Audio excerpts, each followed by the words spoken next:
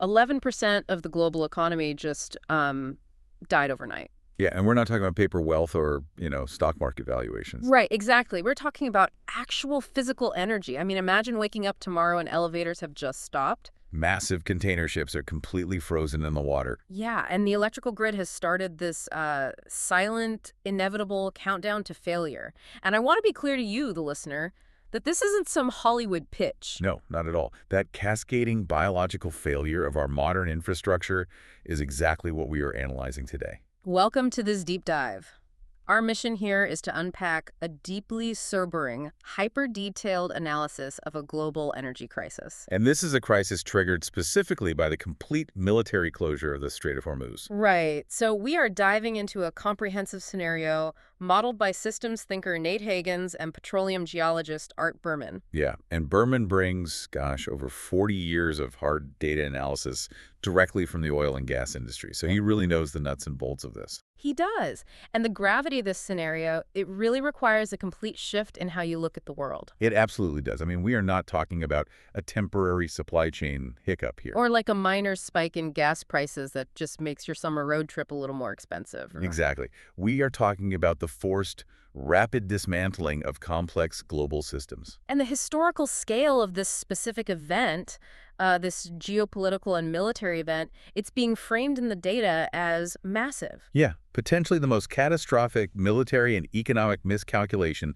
since Napoleon marched into Russia in 1812. Which is just a wild comparison to wrap your head around. But before we get into the sheer math of this crisis, we really need to set the parameters for you, the listener. Right, because the scenario we are analyzing involves some highly charged geopolitical events. Very charged. The data specifically models a U.S. war on Iran, some serious diplomatic friction where the U.S. administration heavily antagonized Canada. And also a proposed military escort initiative called Project Freedom involving Donald Trump.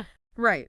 And to be unequivocally clear right off the bat, our analysis today is strictly impartial. Completely impartial. We are entirely agnostic regarding the politics here. Yes, we are not endorsing any political viewpoint or any administration or, taking sides on these military conflicts. Our objective is just to take the scenario presented by the sources and map out the astonishing physical, chemical, and economic data. Exactly. We're looking at the math of global survival today, not the politics of the actors. So let's get into that physical data. The physical data is really where the reality of this situation lives. The analysis refers to oil as modern civilization's pixie dust. Pixie dust, yeah. Because of its seemingly magical, totally unmatched energy density. Right. So before the strait closed, you had 21 million barrels of oil and refined products flowing through the Strait of Hormuz every single day. 21 million. And just for context, 21 million barrels is the exact daily consumption of the entire United States. Yeah, it's literally a river of latent energy that just powers the world. And in the modeled scenario, the closure means zero oil is navigating that choke point. Zero. Well, there are three bypass pipelines in the region. Infrastructure designed specifically to circumvent the strait. Okay, so some is getting out. How much are those pushing through? They are managing to push about 9.5 million barrels out to the global market. Got it. So if you take the 21 million baseline and you subtract the 9.5 million making it through, the bypasses... The global balance sheet is instantly short 11.5 million barrels. Which means 11% of global supply just vanishes overnight. Yeah. Losing 11.5 million barrels a day is literally the energy equivalent of the entire transportation sector of Europe, just evaporating. Oh, wow. Just gone. Gone. Yeah. And the magnitude of that deficit is really difficult to process because modern society has zero historical precedent for it. Right. I mean, people usually point back to the infamous oil shocks of 1978 and 1979, right? The Iranian Revolution and the Iran-Iraq War. Yeah, and those events absolutely caused global panic. But if you normalize the consumption numbers for today's global population and demand... Wait, what does the math look like today compared to back then? The daily loss we're looking at with this Hormuz closure is 99 times greater than the 1979 shock. Okay, I want to stop there for a second because 99 times greater, that feels like the kind of statistic that should immediately trigger global chaos. You would think so, yeah. I mean, if I'm looking out my window right now, the world doesn't look like it's on fire. Why aren't we seeing massive apocalyptic lines at the gas pumps today? Because a shock that massive should be felt the second the strait closes, right? Exactly. If 11% of the world's oxygen just stopped flowing, you wouldn't just feel out of breath, your entire biology would start to shut down. That's a great analogy. And the reason you aren't seeing that shut down yet comes down to the mechanics of global supply chains. Okay, unpack that for us. It's a concept in systems thinking, known as leads and lags. You aren't seeing apocalyptic lines at the pump today because of the temporary illusion of normalcy. An illusion provided by these systemic lags, right? Exactly. The global energy market isn't a light switch that just flips off. It is a massive, slow-moving conveyor belt. So what's the primary lag that's masking this crisis right now? The biggest one is what the industry calls oil on water. Meaning the ocean-going tankers that had already cleared the Strait of Hormuz just before the military conflict sealed it shut? Yes. The global supply chain is physically comprised of hundreds of massive ocean-going vessels. Right, so when the strait closed, there was already a huge fleet of fully loaded supertankers out in the open ocean. Steaming toward their destinations in Asia, Europe, and the Americas, yeah. So the impact of the closure basically depends entirely on your geographical distance from the Middle East. Precisely. If you are in East Asia, places like Singapore or parts of East Africa that rely on really short transit times, Those last tankers have already arrived. yeah, they have arrived, they've emptied their cargo, and the storage tanks are simply not being replenished So the physical shortages are hitting them right now. right now. The illusion of normalcy is already over for them, and they're experiencing massive, massive price spikes. But the United States is insulated for the moment, right? Because we are further down the delivery line. We are, and we also have the Strategic Petroleum Reserve acting as this massive buffer. Right. We are essentially draining our national savings account to maintain this illusion. And we are drawing down that reserve at roughly 2 million barrels a day. Wow. 2 million a day. That has to be pushing the limits of the infrastructure, right? It is pushing the absolute physical limit of the pumping infrastructure in those salt caverns down in Texas and Louisiana. It's like we were treating a finite emergency reserve as if it were a sustainable income stream. Exactly. And the data modeling shows a hard wall rapidly approaching. So by continuing this drawdown and failing to replace the missing imports, what's the timeline look like for the U.S.? The United States is projected to hit a severe, pronounced physical crunch by July. Okay, let's talk about that July crunch, because I'm looking at these storage numbers, and some of the industry chatter is warning about hitting literal zero storage by midsummer. Yeah, you hear that a lot. That feels overly apocalyptic to me. I mean, we have massive domestic production in places like the Permian Basin in Texas. Oh, we do, yeah. So are you really telling me we can't just divert those domestic barrels to our own refineries and avoid hitting the bottom of the barrel? You actually cannot easily divert those domestic barrels to prevent the crunch? No.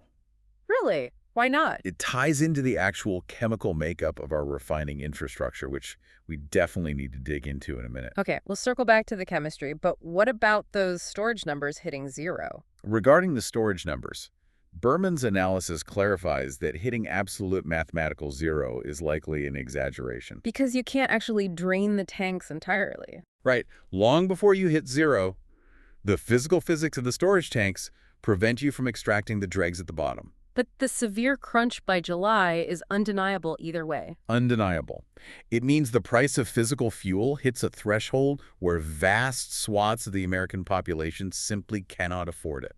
Small businesses, too, they just wouldn't be able to afford the fuel required to even operate. Exactly. Okay, but even if we assume the absolute best-case scenario, let's say massive diplomatic breakthroughs happen tonight. Okay, let's play that out. Absolute peace breaks out, treaties are signed, and the Strait of Hormuz is officially declared open tomorrow morning.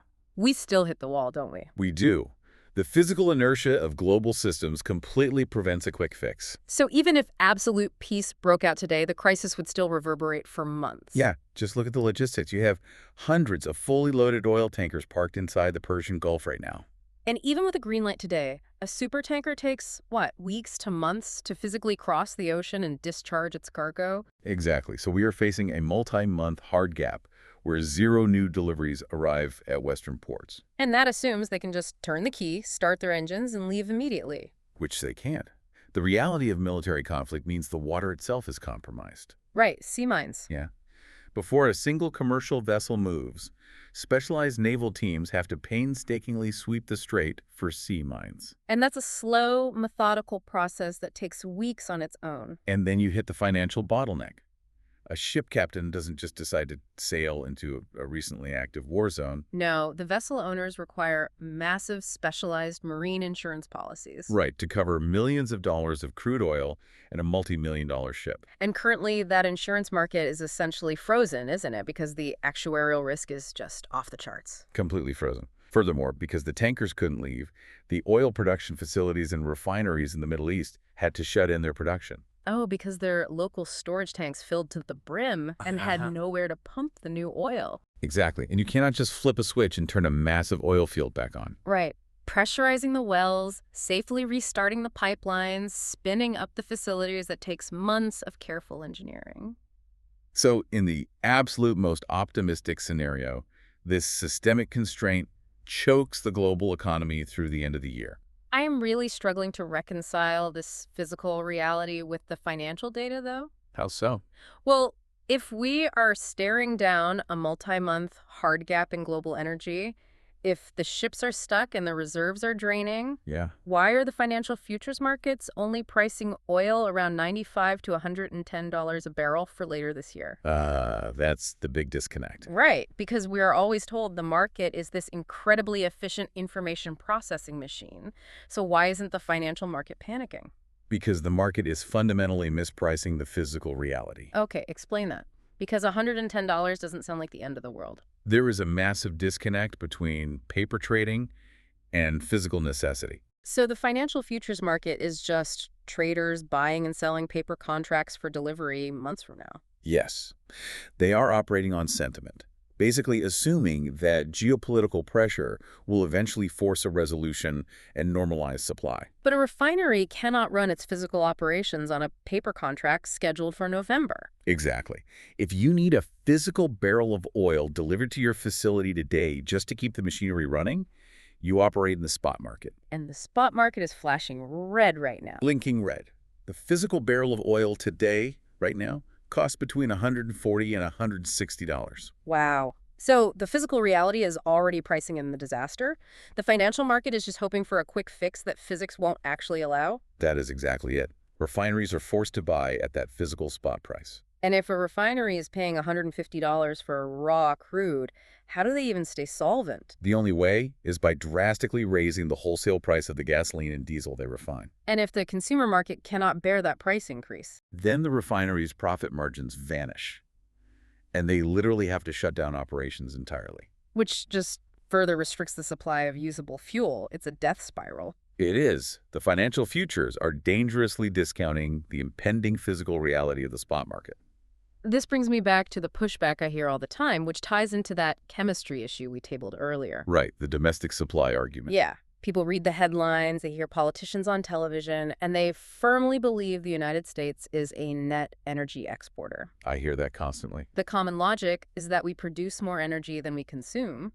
So if we are energy independent, why are we so vulnerable to a bottleneck on the other side of the planet? Well, the narrative that the United States is a net energy exporter is perhaps the most pervasive and dangerous myth in modern economic discourse. A myth. But the statistics say we export more. Right. It relies on a massive statistical trick. Okay, how does the trick work? To achieve that net exporter label, statisticians lump together entirely different physical substances. Like what? Natural gas, coal, electricity, and crude oil. They lump them all into a single, homogenized metric, usually measured in BTUs or joules. Oh, I see. So they treat all energy as if it's perfectly interchangeable. Yes, they're mathematically pretending that the end use of a lump of coal is exactly the same as a gallon of jet fuel. Which is physical nonsense. You cannot put a lump of coal into a Boeing 777. And you cannot run a long-haul truck on an electrical grid connection. So when you deconstruct that homogenized metric and look specifically at oil, which is the foundational master resource that drives transport, the math changes completely. It flips upside down. The United States exports roughly 4 million barrels of crude oil a day, Yeah. but it imports 6.5 million barrels a day. Wow. So the U.S. is fundamentally, irrevocably a net oil importer. Yes. Here is where we have to look at the chemistry, right? To understand why we import 6.5 million barrels when we have so much domestic oil. Right, we have to talk about light versus heavy crude. Okay, think of it this way. Think of light shale oil, the kind we produce massively in places like the Permian Basin, like dry, Dry kindling. Dry kindled, yeah. It catches fire easily, it burns hot and fast. It is perfect for making gasoline for your commuter car. Exactly. But heavy crude oil, on the other hand, is like massive, dense oak logs. You need a specialized, massive industrial furnace to break those oak logs down. That's a great way to visualize it. Right, and if you just throw dry kindling into an industrial furnace built specifically for heavy oak logs, it flashes over, burns up instantly, and fails to produce the massive sustained energy required. Yes, it fails to produce the heavy fuels society demands. The physical chemistry totally dictates our vulnerability here. So the oil the U.S. predominantly extracts from shale formations is this light, sweet crude. Which yields high amounts of gasoline and petrochemical feedstocks. But modern civilization doesn't rely solely on gasoline. Right. The heavy lifting of the global economy, the massive freight trains, long-haul trucking fleets, oceanic cargo ships. And the heavy agricultural combines that harvest all our food. All of that infrastructure requires diesel and jet fuel. And to manufacture those specific fuels efficiently at scale, refineries need heavy, sour crude. Which we do not pull out of the ground in sufficient quantities here in the U.S. We absolutely do not. And this is where the history of U.S. refining infrastructure really tracks us. What happened with the infrastructure? Well, back in the 1990s and early 2000s, before the domestic shale boom really took off, U.S. oil production was actually in decline. Okay. So refiners on the Gulf Coast looked at the global landscape and realized the future of imported oil was going to be heavy, thick crude. From places like Venezuela, Mexico, and the Canadian tar sands. Exactly. So they invested hundreds of billions of dollars re-engineering their facilities into what the industry calls complex refineries. Complex refineries, meaning they built massive hydrocrackers and coking units. Yes. And a hydrocracker literally uses extreme heat, extreme pressure, and hydrogen catalysts to forcefully break apart massive, heavy hydrocarbon molecules. To crack them down into lighter, usable products like diesel. Right. So it's an infrastructure deeply calibrated for a specific molecular density. You nailed it. You cannot just pipe light shale oil from Texas into a complex refinery calibrated for heavy Canadian bitumen. What happens if you try? The machine runs way too hot, the yield ratios are completely wrong, and the economic margins just collapse. So we are physically locked into importing heavy oil just to make our domestic refining machinery function. We are. Which creates a massive geopolitical Achilles heel. I mean, the data points out that the U.S. relies on Canada for 3/4 of these vital heavy oil imports. 3/4. It's a huge dependency. And looking at the parameters of this scenario, this specific supply chain is highly vulnerable right now due to recent diplomatic friction. Right. The scenario models a situation where the U.S. administration heavily angered the Canadian government. So when your entire complex refinery system relies on a specific foreign import to produce the diesel that runs your country, Any friction, whether it's logistical, economic, or diplomatic, becomes an immediate existential threat to your domestic supply chain. Okay, let's drill down into diesel specifically then, because the analysis draws a really hard line between gasoline and diesel. It does, and it's a vital distinction. I mean, gasoline is highly visible. It's on the giant lit signs at every single intersection. It's what people vote on based on their wallets. Yeah, but gasoline isn't the foundation. No. Berman's data highlights diesel as the inelastic barometer of the global economy. Yes, and inelastic simply means that demand does not drop in response to a price increase. Right. Whereas gasoline demand is elastic. If gas hits $8 a gallon, people actually change their behavior. They do. They carpool, they cancel cross-country road trips, maybe they take public transit more often. So gasoline demand naturally shrinks when prices spike. But diesel isn't elastic at all. Not at all.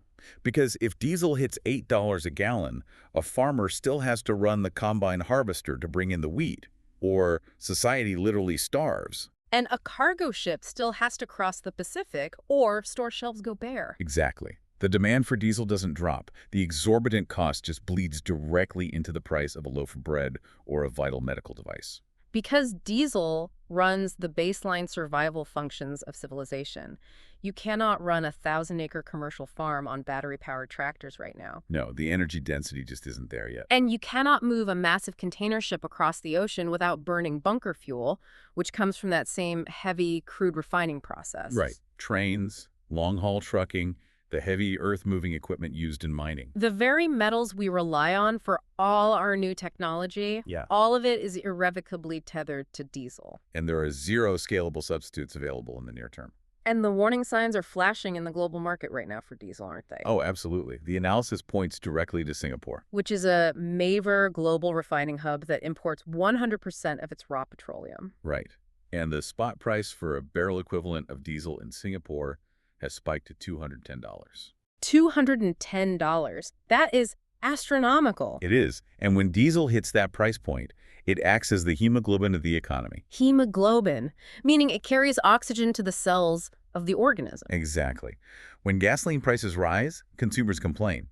When diesel prices rise, the structural cost of literally everything goes up. Every physical item you buy in a grocery store, every component in your smartphone, had to be transported usually multiple times by a diesel-powered machine. So it pushes past normal inflation into outright operational collapse. Because the margins eventually just vanish, right? Yeah. If a logistics company cannot pass a 300% fuel surcharge onto the consumer because the consumer's tapped out. The trucks just stay parked. Exactly. Or if a mining operation spends more on diesel to extract copper than the copper sells for on the open market, the mom shuts down entirely. So when diesel becomes scarce or prohibitively expensive, manufacturing and transportation simply cease to function. They hit a brick wall. Okay, this is where the modern narrative usually swoops in to save the day, right? Oh, you mean the tech optimism? Yeah. The prevailing belief in Silicon Valley and global policy circles is that human ingenuity and technology will always outpace resource constraints. Right. That's the standard assumption. People say, well, if the fossil fuel system is this fragile, if we are this dependent on the specific molecular mix of heavy and light oil, why aren't we just accelerating the switch to technology? Just innovate our way out of it. Right. Artificial intelligence is supposed to optimize our resource extraction, and renewable energy is supposed to replace the combustion engine. Can't tech rescue us from this bottleneck? That is the dominant hope. But the data completely dismantles the illusion of a technological rescue. Okay, let's look at artificial intelligence first. The popular imagination believes AI will crunch geological data and somehow conjure massive new reserves of oil from the earth. Right, but the reality is that the oil and gas industry is already one of the most technologically advanced and heavily capitalized sectors on the planet. They aren't exactly using abacuses out there. No. They have been utilizing massive supercomputers, neural networks, and machine learning algorithms for over 2 decades. To run 3D seismic mapping of deep water and shale formations. Exactly. So they've already pulled the levers that AI offers. It's not going to suddenly manifest oil out of dry rock just because we gave it a new buzzword. No. AI might squeeze out a marginal 1 or 2% increase in recovery efficiency from existing fields. Which is helpful for a corporate balance sheet, sure. But it is not going to manifest new, massive geological basins. The physical limits of the Earth's crust do not care about the processing power of a massive server farm in California. Okay, so AI won't find more oil. What about the transition away from oil entirely? The green transition. Yeah. The argument is that if oil is geopolitically trapped and chemically complex, we should just mass-produce solar panels, wind turbines, and grid-scale batteries. Well, the analysis uses a very specific and vital reframing here. Yeah. They insist we stop calling them renewables and start calling them rebuildables. Rebuildables. I like that. Because the wind and the sun are renewable, obviously. But the technology used to harness them degrades. It must be constantly manufactured, deployed, and eventually thrown away and rebuilt. And you cannot manufacture a solar panel, a towering wind turbine, or an electric vehicle without consuming vast amounts of fossil fuels. Consider the physical reality of a wind turbine. You need intense heat, often from metallurgical coal or natural gas, just to forge the massive steel tower. And you need petrochemicals derived directly from oil to manufacture the fiberglass and plastic resins for the massive blades. Right, and you need heavy, diesel-powered mining excavators to extract the copper for the internal wiring. Plus the lithium for the batteries and the rare earth metals for the magnets in the generator. Exactly, so the green transition is entirely subsidized by the dense energy of fossil fuels. And crucially, the data points out a severe geopolitical shift here. Oh, a massive shift. Because the vast majority of the refining and processing capacity for those critical minerals is firmly controlled by China. Yes. So by rushing toward this specific technological transition, you aren't actually achieving energy independence. You are simply trading a dependency on the Middle East for oil for a dependency on China for critical minerals. You are just shifting the vulnerability on the geopolitical chessboard. But even if you manage to secure the physical materials and build the turbines and panels, you hit the physical limits of the electrical grid itself. Which brings us to the interconnection queue and the massive problem of dispatchability. Explain the interconnection queue, because this is the exact reason why the tech sector is quietly panicking behind closed doors right now. Yeah, so the interconnection queue is literally the massive waiting list of renewable energy projects waiting to be hooked into the regional electrical grids. So a solar developer might build a massive farm in the desert, but they can't actually use it. Right, they have to wait 5 to 7 years to connect it because the physical wires, the substations, and the high-voltage transformers simply cannot handle the load surges. The grid requires physical upgrades, which require more steel, more copper, and more diesel to install. Exactly. And then there's the dispatchability issue. Dispatchable power means electricity that is available on demand 24 hours a day, regardless of weather. You flip a switch, the power's there. Nuclear, coal, and natural gas provide dispatchable baseline power. But wind and solar are intermittent. Right, they generate electricity when the wind blows or the sun shines, but they drop on when conditions change. Now look at the AI boom we're in. The massive data centers being constructed to train large language models require staggering amounts of power. And they needed to be dispatchable. You cannot power down a multi-billion-dollar AI training run just because a storm system moves across the region and blocks the sun. So because they require absolute, unbroken, dispatchable power, the hyperscalers, the massive tech conglomerates building these data centers, they aren't relying on renewable energy companies to guarantee their new expansions at all. no. They are quietly turning back to natural gas plants and even exploring nuclear options. The analysis notes extreme cases where tech companies are actually attempting to secure back-ordered jet turbine engines to burn fuel and generate their own off-grid power. Because the standard electrical grid simply cannot provide the stable, continuous, massive voltage they require for AI.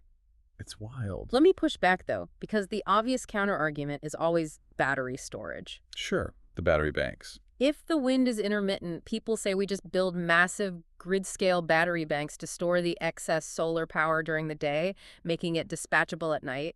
It sounds like a solvable engineering problem. It sounds elegant on a whiteboard for sure, but the data grounds us back in the harsh physical reality of the supply chain. Because expanding battery storage at that scale requires importing an almost unfathomable level of physical complexity. Yeah, manufacturing those batteries requires an exponential increase in the mining of lithium, cobalt, nickel, and copper. And how do you mine billions of tons of earth to extract those minerals? With massive diesel-powered excavators and haul trucks. Right. And how do you process and refine those raw ores? With industrial facilities, burning fossil fuels for high heat processing. So building the battery infrastructure to theoretically escape fossil fuels requires an immediate, massive surge in fossil fuel consumption. The very resource that is currently choked off by the closure of the Strait of Hormuz in this scenario. It is a vicious paradox. We need the diesel to mine the materials to build the battery that is supposed to replace the diesel. We are entirely trapped by our own metabolic requirements. And this physical trap extends far beyond just transportation, fuel, or grid electricity, doesn't it? It does. The analysis relies on the framework established by energy scientist Vaclav Smil, who identified the 4 pillars of modern civilization. The 4 pillars: cement, steel, plastics, and ammonia specifically.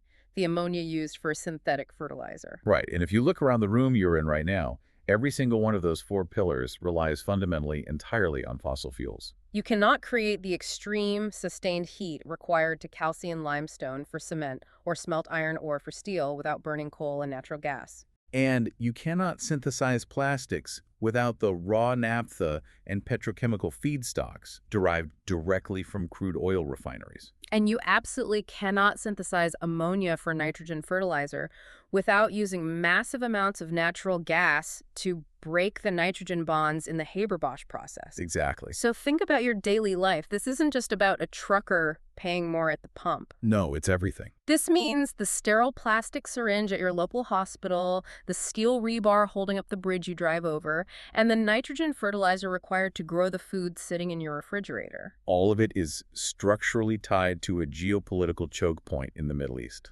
And the data on these 4 pillars is really alarming right now. It is. The current data shows that 3 of those 4 pillars, cement, steel, and fertilizer, are already flatlining or actively declining in global production. Wow. And this isn't a long-term projection, right? It is a current metric. It's happening right now. So what happens when a military conflict fundamentally disrupts the raw materials for these pillars? What does this actually mean for human society? It means we are hitting the peak of the global material economy. Human civilization cannot physically expand its infrastructure without immense volumes of steel and cement. And a global population pushing 8 billion people cannot be fed without ammonia-based fertilizer. Organic farming simply cannot scale to support that biomass. And the modern medical industry collapses without single-use plastics. So the military closure of the Strait of Hormuz isn't just a severe oil crisis, it acts as an unavoidable catalyst. Yes, it forcefully accelerates what the analysis calls the Great Simplification. A metabolic step-down of human society. A metabolic step-down is the precise way to understand it. Think of the global economy as a massive biological superorganism. Okay. When a biological organism is suddenly deprived of its necessary caloric intake, it cannot maintain its previous level of activity. It has to slow its metabolism, prioritize vital organs, and shed unnecessary functions just to survive. Exactly. Our global superorganism has to undergo that exact same process when deprived of the dense energy of fossil fuels. But the analysis points out a profound, almost dark irony hidden within this crisis. Right, the revenge of the ecology. Because this severe constraint on human consumption, this forced, painful economic contraction, might be the only mechanism capable of forcing a reprieve for the natural world. Yeah, for decades, humanity has proven completely unwilling to voluntarily reduce its consumption and its impact on the biosphere. We hold summits, we sign climate agreements, but global emissions and material throughput just continue to rise every year. And now, a massive military and geopolitical blunder might force the rapid reduction in carbon output and resource extraction that international policy never could achieve. We have been operating under the assumption that we are in control. We act like we can simply vote for an energy transition, pass policies to gently step down our usage, Subsidize some green technology, and smoothly glide into a sustainable, high-tech future. But what this deep dive reveals is that physics, geology, and raw, unpredictable geopolitics are essentially making the choice for us. The transition isn't going to be managed by a well-meaning committee. It's going to be dictated by the harsh physical limits of the system. So, understanding how human societies react when they hit those physical limits requires looking backward through history. Yeah, and the analysis takes a fascinating philosophical turn in its final sections, examining the historical, structural relationship between available energy, economic surplus, and warfare. They anchor this with a concept from evolutionary anthropologist Peter Turchin, who provided a brilliant, stripped-down summary of how human civilization developed. That Turchin, quote, fundamentally challenges the comforting story we tell ourselves about progress. It really does. He says, farming provided the calories, weapons set the pace, bureaucracy turned energy and war into lasting power, and religion made it easier for people to accept. We prefer to believe a peaceful narrative of human development, right? Early humans developed agriculture, which created a stable surplus of food. And that allowed people the free time to specialize as artisans, scientists, and philosophers, leading smoothly to peaceful economic growth and enlightenment. But the historical data suggests a much darker, more violent reality. For over 5,000 years, the primary engine of economic growth for expanding empires hasn't just been peaceful innovation. It has been the appropriation of resources through organized warfare. It revolves around the concept of a lootable surplus. You grow a surplus of grain, and your neighbor builds an army to come take it. Precisely. And the discovery of fossil fuels supercharged that dynamic to terrifying levels. Because fossil fuels provided the dense, portable energy necessary to power the massive industrial-scale conflicts of the 20th century. Oil didn't just power agricultural tractors to feed growing populations. It powered the tanks, the heavy bombers, and the massive aircraft carrier strike groups that secured global hegemony. The entire modern global order, the safe transit of the oceans, was secured by traditional massive military might, fueled by cheap, abundant oil. But that paradigm of warfare, the massive, industrial, oil-heavy military model, is fundamentally shifting right in front of us. It is. And the crisis in the Strait of Hormuz is almost a perfect symbol of this transition. Because it represents a violent clash between old-order military infrastructure and new-order asymmetrical technology. Yes. The old order is represented by multi-billion-dollar oil-guzzling aircraft carriers and massive destroyers. They are the apex predators of the industrial age. But they are currently being challenged, harassed, and in some cases deterred by relatively cheap, highly precise autonomous drones and anti-ship ballistic missiles. And the math of asymmetrical warfare is just staggering. You have a $10,000 drone deployed by a small tactical unit that has the potential to disable or sink a $100 million naval asset or a massive commercial supertanker. And this ties our entire conversation back to artificial intelligence. Right. While the public hopes AI will be used to cure disease or magically discover clean energy, the analysis bluntly points out the reality of capital allocation. AI is currently, fundamentally, functioning as a military tool. It is being heavily funded and deployed for mass surveillance, instantaneous target acquisition, and the coordination of autonomous drone swarms. The nature of warfare is rapidly changing, from massive, slow industrial mobilization to high-tech, highly lethal asymmetrical disruption. So the analysis talks about a momentous shift approaching. A huge shift, yeah. If the old system, this multi-decade system of endless physical growth, fueled by cheap, easy oil and secured by massive traditional military might, if that system is physically breaking down, what does the data suggest we look out for next? Well, the conclusion drawn from the data is deeply sobering.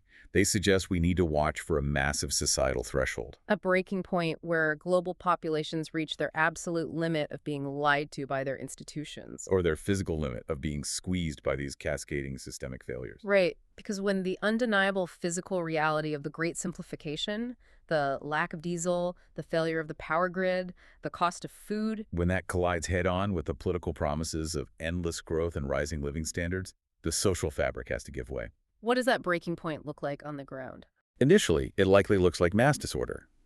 The breakdown of highly complex, tightly coupled systems rarely happens smoothly or peacefully.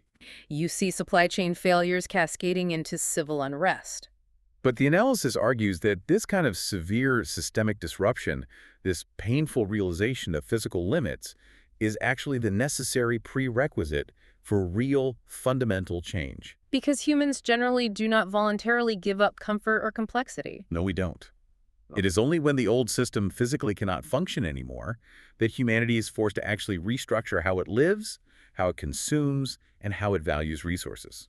Let's pull all of these massive concepts together as we wrap up. We started by tracking 11.5 million missing barrels of oil. And uncovering the hidden lag of oil and water that is masking the impending July supply crunch in the United States. We deconstructed the complex refinery trap, the hydrocrackers and coking units that reveals why the U.S. net exporter title is the statistical myth. Leaving our domestic infrastructure entirely dependent on heavy oil imports from places like Canada. We explored why diesel is the inelastic blood of the global economy and why the tech world's hope for AI and rebuildable green energy cannot simply swap out the foundation of our fossil-fueled civilization. Right, due to the massive physical requirements of mining and grid dispatchability. And finally, we looked at how this constraint on the four pillars of civilization, cement, steel, plastics, and fertilizer, is forcing a great simplification. Fundamentally altering the nature of global power, shifting us from massive industrial militaries to asymmetrical drone warfare. Analyzing this data really is an exercise in rigorous systems thinking. You cannot look at the closure of a strait in the Middle East as just a distant military news story. No, it is a vital, beating artery in the metabolic system of human civilization. Constricting it reveals the shocking fragility of everything we rely on, from the nitrogen fertilizer growing our food supply to the rare earth minerals powering our highest technological ambitions. It really does. Which brings us to a final, vital thought for you to mull over. If the physical throughput of our civilization, the sheer massive volume of steel, diesel, plastic, and fertilizer that moves across the globe every day, is being forcibly stepped down by the cold realities of physics and geopolitics. We're going to have to radically redefine what wealth actually means. Right. For the last century, wealth has been defined almost entirely by volume, speed, and convenience. How much physical stuff can you consume, and can you have it delivered to your front door in 24 hours? But that specific definition of wealth is entirely dependent on the flawless, uninterrupted operation of that massive global diesel-powered machinery we've been discussing. Exactly. But in the reality of a great simplification, that kind of hyper-consumptive wealth becomes physically impossible to sustain. So what replaces it? True wealth might become highly localized. It might mean having a deeply resilient local community. It might mean possessing deep, practical local knowledge about agriculture or mechanics. It might mean having the time and the space to cultivate relationships, local food networks, and support systems that do not require an ocean-crossing supertanker burning imported heavy crude to keep them alive. So the question we leave you with today as you look at the complex systems around you is this. What does wealth look like